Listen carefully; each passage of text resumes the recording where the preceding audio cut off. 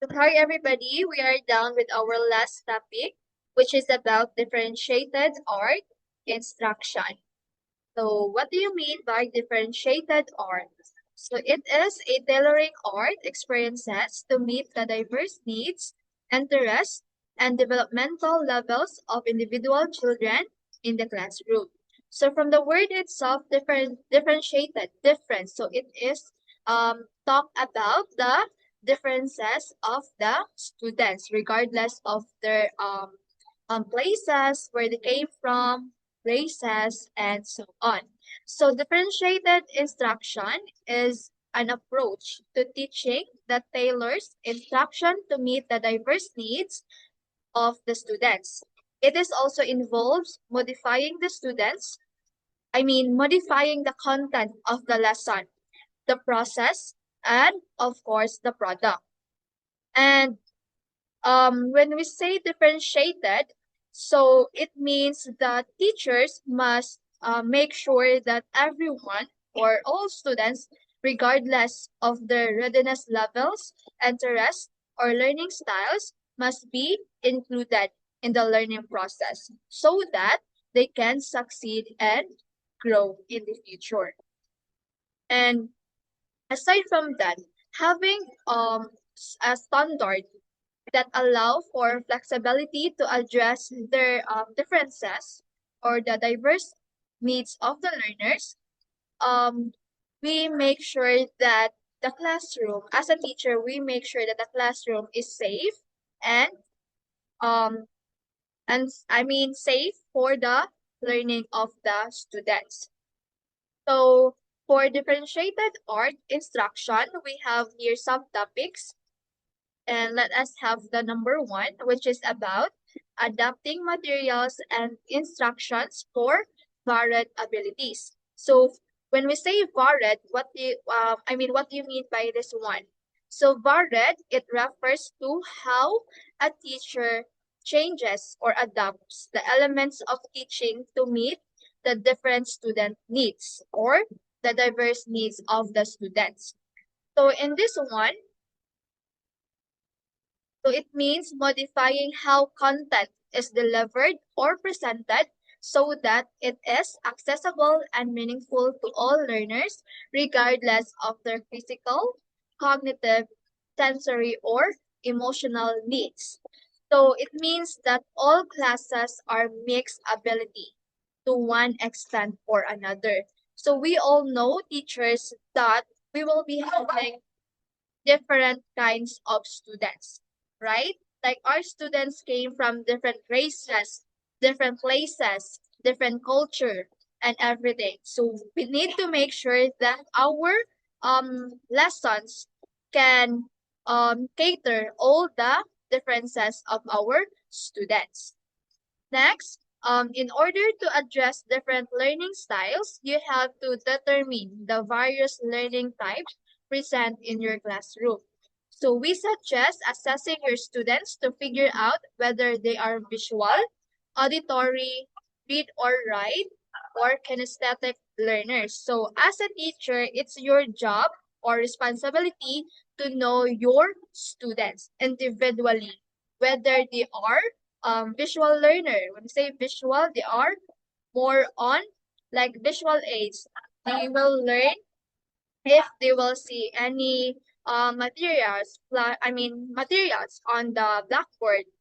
Auditory, like audio, they will learn best if they will hear it from you. Read and write for kinesthetic learners. So as a teacher, you're well aware that the educational space is always evolving. So you need to know those differences. So next is differentiate lessons based on learning style. So when creating lesson plans, teacher, you should always consider what learning styles the lesson will engage and ask yourself how you can include the other learning styles represented in your classroom. So as a teacher, when you teach the lesson, you can either differentiate your instruction by giving different students with different assignments, or you will be provided a multiple activities to the students and forms of instruction that will target all learning styles. For example, let's say you're teaching a lesson on fractions. So in order to target auditory learners, you can start the lesson by delivering a lecture explaining the concepts at hand. All right? For the read and write learners, you can pass out a worksheet with the concepts explained in writing and accompanied by blanks that students can fill in as they listen to your discussion. For the visual and kinesthetic learners, you can hand out different sizes of logos to illustrate the concept of equivalent of fractions. So by doing those strategies, it might take a little bit extra preparation for you because you will need like materials for those strategies.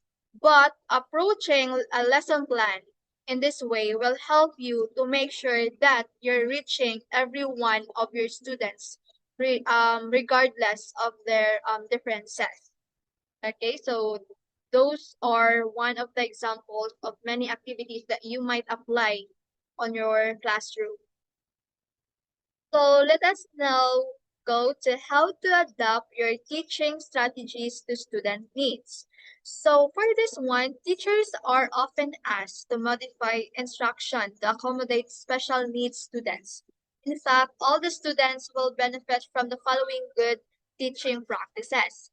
So for the next slide, we have here a guide for the teachers if the student has difficulty by this following differences. So first is listening. So the teachers can try before the lesson, pre-teach difficult vocabulary and concepts, state the objective of the lesson, providing a reason for listening. Third is teach the mental activities involved in listening, mental note-taking, questioning, and reviewing. Next is provide study guides or worksheets for the students, provide script of film, and then lastly is provide lecture outlines. So during the lesson, teachers can try this one. First, have the student take notes and use colored markers to highlight. So it's very important as well. Next is provide written as well as oral directions. When giving directions to the class, teachers must leave a pause between each step so that student can carry out the process in his mind. So, and next is teachers must be concise with verbal information. Like for example, Jane, please sit. Instead of Jane, would you please sit down in your chair? So it's a bit long. Compare for this sentence, Jane, please sit. Next is, how about if the student has difficulty expressing himself or herself verbally? So teachers can try give the rules for class discussion. Example, when you answer, then raise your hands. So they can help the students if they are afraid to do it verbally. Next, give points for oral contributions and preparing the student individually. So teachers, you can give points to those students who will participate during the discussion. In that way, students will motivate the answer or participate. Next is teach the student to ask questions in class. Of course, during the discussion, you will encourage your students to ask questions as well so that you will identify if they learn something from your discussion. Next is specifically teach body and language expression. And lastly, wait for students to respond. Don't call on the first student to raise his hand. So that is for verbally. Next is, how about if the student has difficulty reading written material?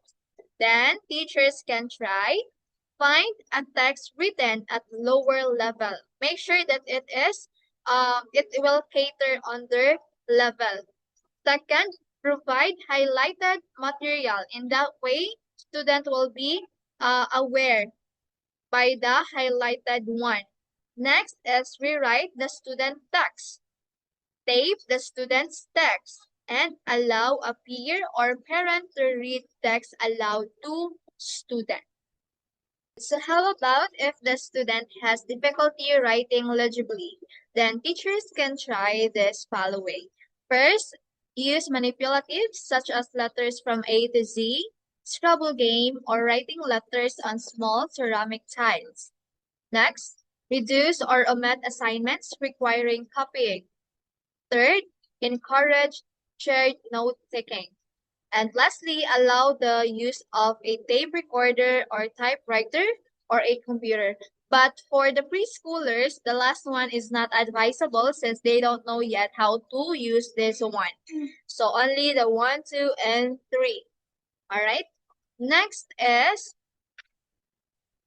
how about if the student has difficulty expressing himself in writing, then try allow more time. This is very important that teachers have patience, especially to those students who have difficulty in expressing themselves. You need to allow them more time. Next, shorten the written assignment, preparing an outline or summary for them to make it easy to do. Next is provide a sample of what the finished paper should look like to help the students organize the parts of the assignment. So this is also important that as a teacher, you will have a sample of the activity that you need to do or you want to do with the students so that they have their guide on how to do it. Okay, and lastly, how about if the student has difficulty in spelling? Then teachers can try dictate the work and then asking the student to repeat it. Like repeat after me, like that. Saying it in sequence may eliminate errors of omitted syllables. Next, avoid traditional spelling lists. Determine list from social needs and and school area needs. And lastly, use mnemonic devices. A is the first capital letter. The Capitol building has a dome.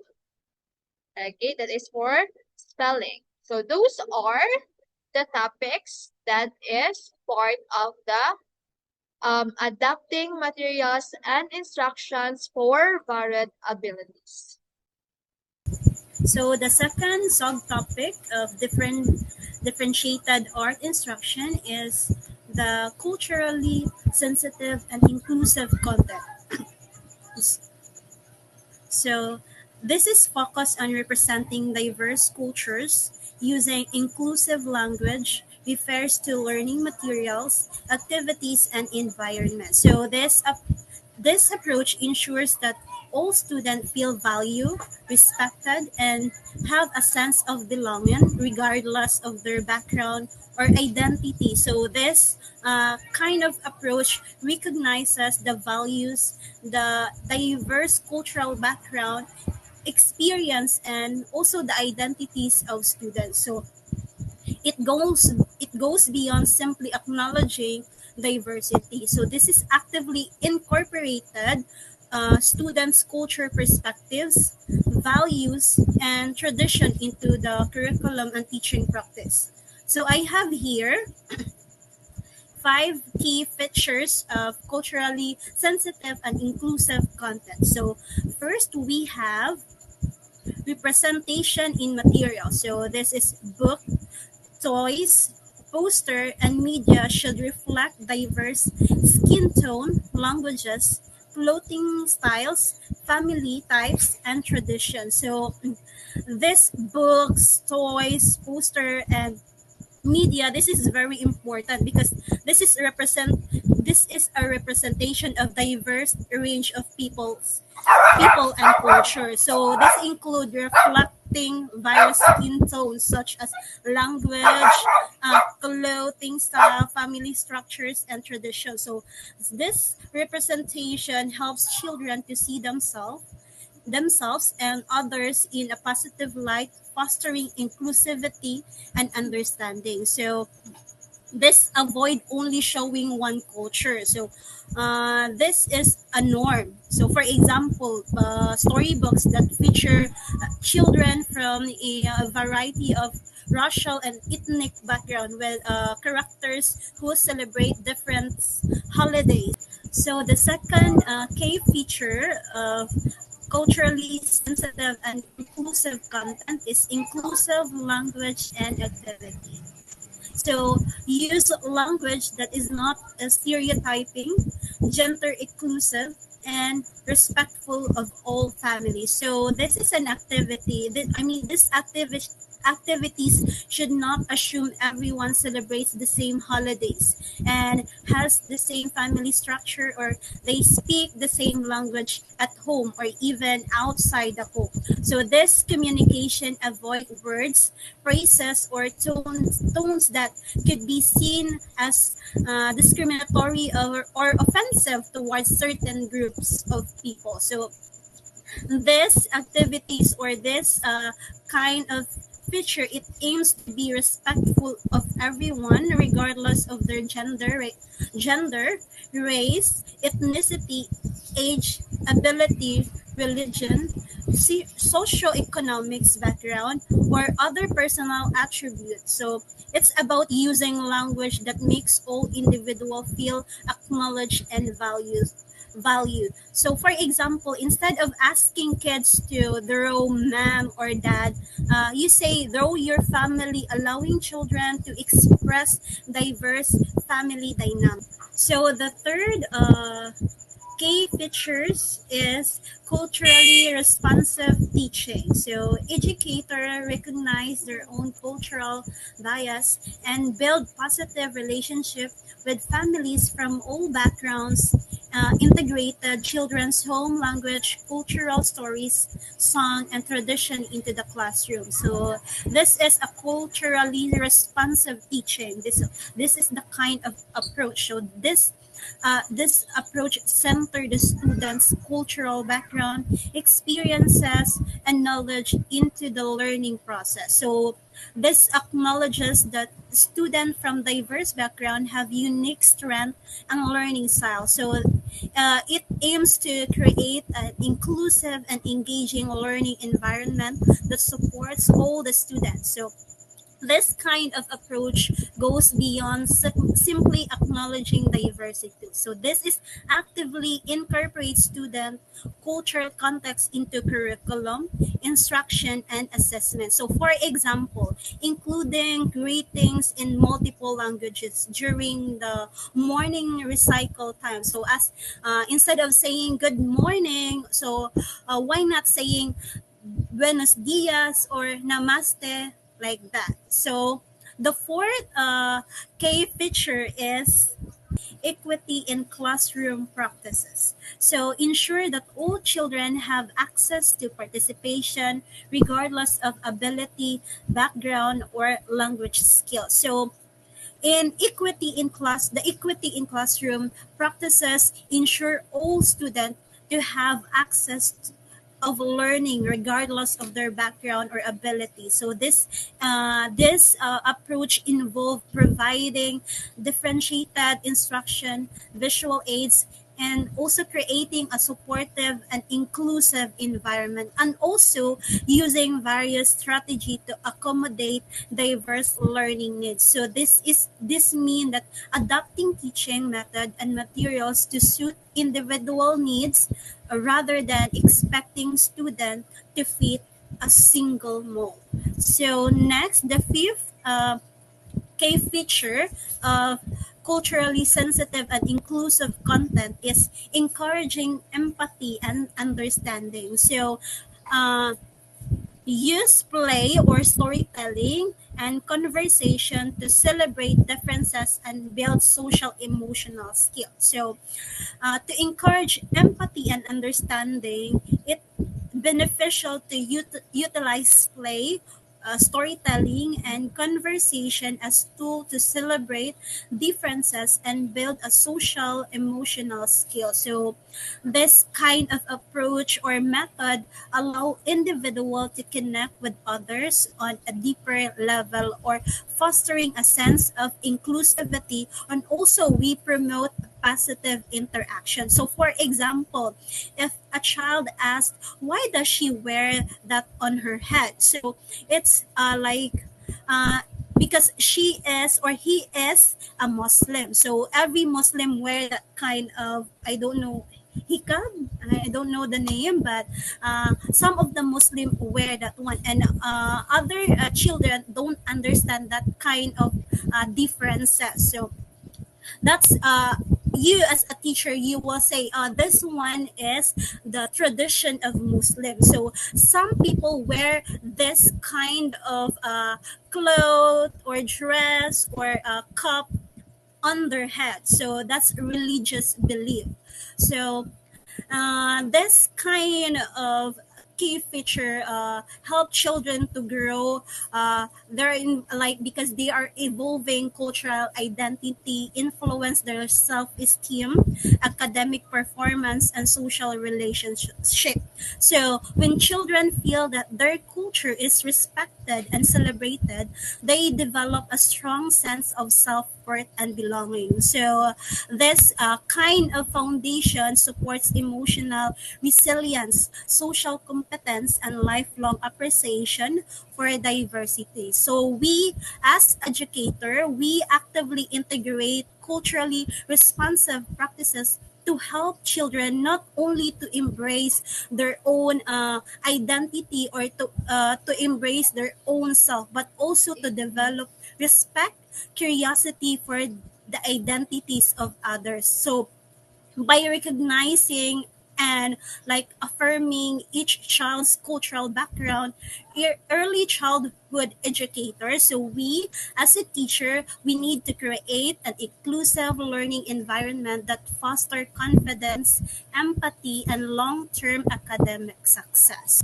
So the third subtopic of differentiated art instruction is strategies for supporting special needs in creative tasks. So this is encompass of a broad range of physical, developmental, and cognitive conditions. So this may include autism spectrum disorders, learning disability, sensory impairments, and physical disabilities. So like this kind of special need, like each children needs to become unique, so they are requiring a specific approach to care and educate. So we need to understand the needs, because this is a very crucial to provide appropriate support and ensuring a safe and nurturing environment. So this kind of needs, we recognize the diverse challenges special needs to present to help them develop individualized strategy to foster growth in physical, emotion, and social areas. So children needs to the special needs to have a unique requirements that can vary significantly. So this is tailor activities help them thrive by addressing specific need, engaging development in different areas such as motor skills or interaction. So I have here six strategies for teaching student with disability. So before that, teaching student with learning differences can add a layer of complexity to the work. So however,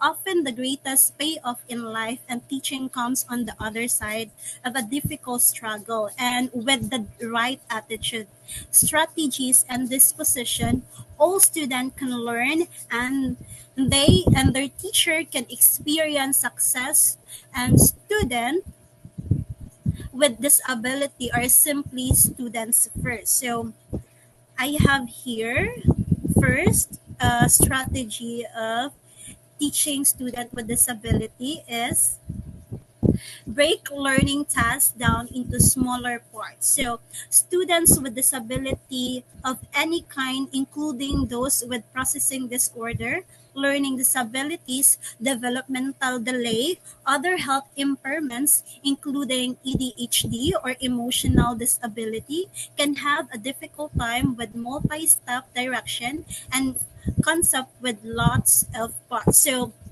this is a critical to student success to bring concept down into the smallest possible part to ensure mastery of each sub concept.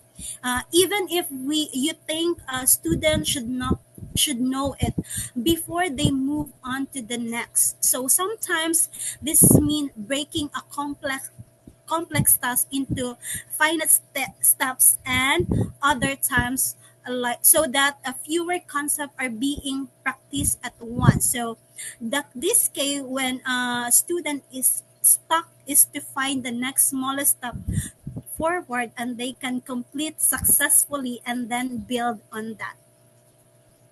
So the next uh, strategy is The second strategy is present information in a variety of ways. So students' brain process information differently, and their background and experience can influence their understanding of new concepts. To accommodate these differences, it is important to present information in various ways, including verbally, in writing, visually, and kinesthetically.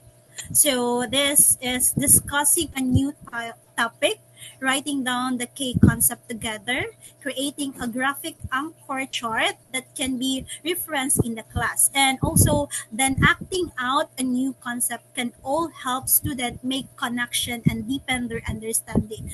Also, presenting information in a variety of way help the student reach different learning style and improve comprehension and also keep engagement high. So the third strategy is access frequently and provide specific feedback. So student feedback is critical for academic growth and success. So the more we study and research how this impacts student learning, the more we see that it is one of the most important tools in our educational toolbox. So it helps students take ownership of their learning and become an advocate for themselves. It also teaches them how to provide effective and appropriate feedback to their peers. So this strategy uh, is like a misunderstanding or confusion is greater when student with disability, and they often have difficulty like self-assessing their need for assistance. So teacher must build a frequent opportunity to access student understand and to give low risk specific feedback. So this kind of assessment should be informal and provide the road opportunity, not just for like grading. So students with disability needs to know what they are getting right and what's not working.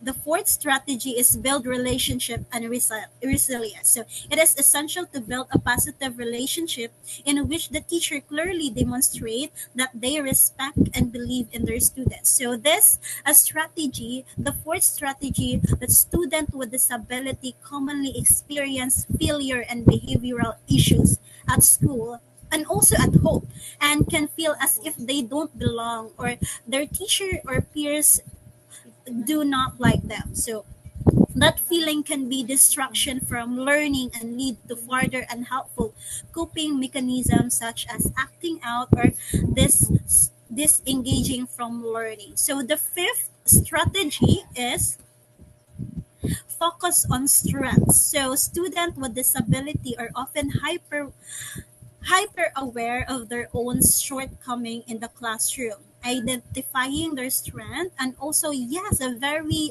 every student has the strengths can open new avenues for learning. So this kind of strategy uh, as we teacher, we can capitalize on that feeling of success by empowering the student to use that strength to create new success. So the last strategy is be the adult. So as a teacher, it's our duty and responsibility to try to find a way for every student in their classroom to learn. So this is not something that we should shy away from. So rather, it is to be embraced as the highest form of teaching. So if the student come to a class fully grasping and concept and completing all the learning tasks without much intervention from the teacher, then little learnings and even less teaching has taken place. So if as a teacher or the adult in the room can find joy in the pursuit of knowledge, even in the face of challenges, so then the students or the children are much more likely to do the same. And in the end, everyone will have won. The fourth subtopic is collaboration with specialists and co-teachers. This involves educators working together to enhance student learning and development. This can include co-teaching in the classroom, where general and special education teachers collaborate to support diverse learners, or consultation with specialists like reading or math interventionists. So the effective collaboration, it leads to improved instruction and inclusive learning environments and a better student outcome. So the teacher collaboration happens when educators works together to create innovative lesson plans and to discuss concerns about student achievement or behaviors. This also determines student progress and challenges, and this may offer collegial support and encouragement in a structured environment, and many aspects and forms of collaboration, or both formal and informal, that can contribute to student success and decrease teacher burnout. So we have here five benefits of collaboration with specialists and co-teachers. First benefit is the enhanced student learning. This is a collaboration that can lead to more effective instruction, differentiated learning experiences, and improved student outcomes. So this refers to students working together in groups and by pairs or as a whole class, and by sharing ideas, solving problems, and supporting each other's learning. This is not just about sitting next to each other, but actively engaging in joint efforts. This also fosters collaboration in the classroom by creating a dynamic and supportive learning environment that allows teachers to deliver more targeted instruction and cater to individual student needs, ultimately by leading to better academic performance and the development of essential life skills. The second benefit is professional growth. Professional growth refers to the teachers that learn from each other's expertise by or to share the best practices and engage in reflective practice, leading to continuous professional development.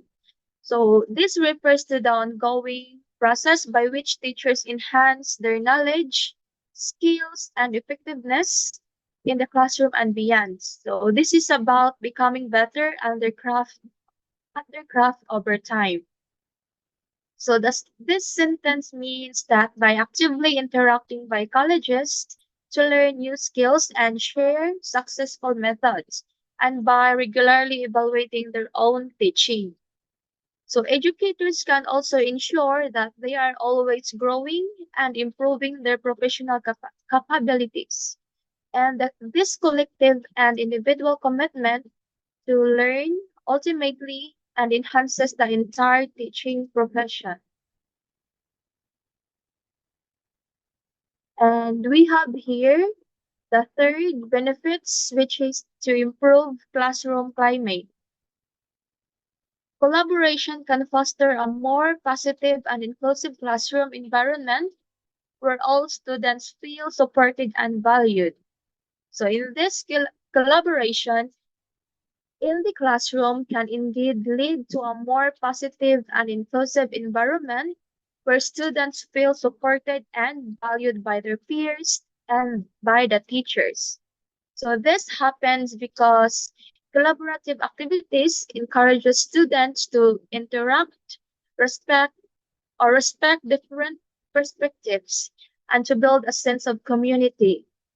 This also encourages students to work together, and teachers can create a classroom where students develop a stronger relationships and learn to appreciate differences and to feel a sense of belonging and importance, which ultimately makes the learning experience better for the everyone.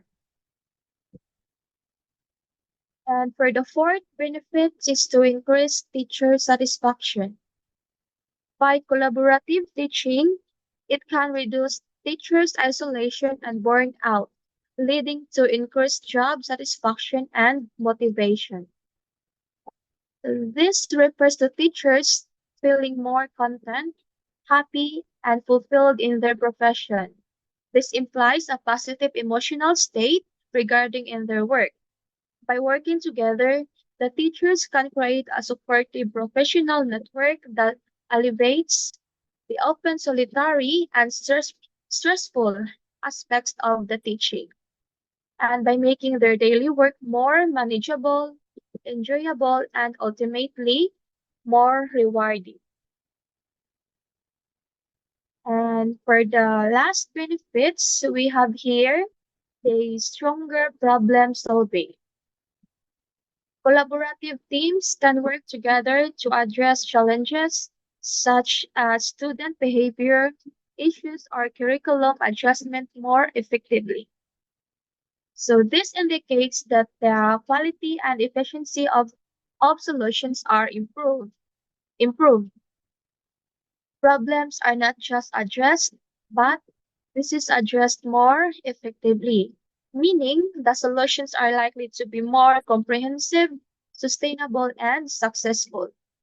This also emphasizes that the complexity of educational challenges, like managing behavior or by updating the curriculum, this often exceeds what one person can effectively handle. By forming collaborative teams, the schools can leverage collective intelligence and diverse skills and the shared responsibility to find better and more sustainable solutions. So, differentiated art instruction is important because it recognizes and addresses the varied learning styles, the interests and abilities of the students, and also by allowing for personalized learning experiences that enhances engagement, creativity, and skill development. This also approach fosters an inclusive environment where all students can thrive, express themselves artistically, and build confidence in their abilities. In conclusion, effectively engaging families and adapting for diversity are essential components of creating inclusive, supportive, and successful educational and community environments. And by recognizing and respecting the unique cultural, linguistic, and social backgrounds of families fosters stronger relationships and more meaningful collaboration.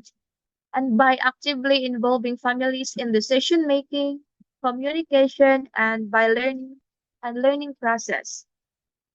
And also, educators and service providers not only enhance the students' outcomes, but also it builds more equitable and responsive system. And by adapting for diversity is not a one-time effort, but an ongoing commitment to learning, empathy, and inclusion, and to ensure that every family feels valued, shared, and empowered. So that's all for our report. And thank you for listening. And I hope you learned something from our discussions.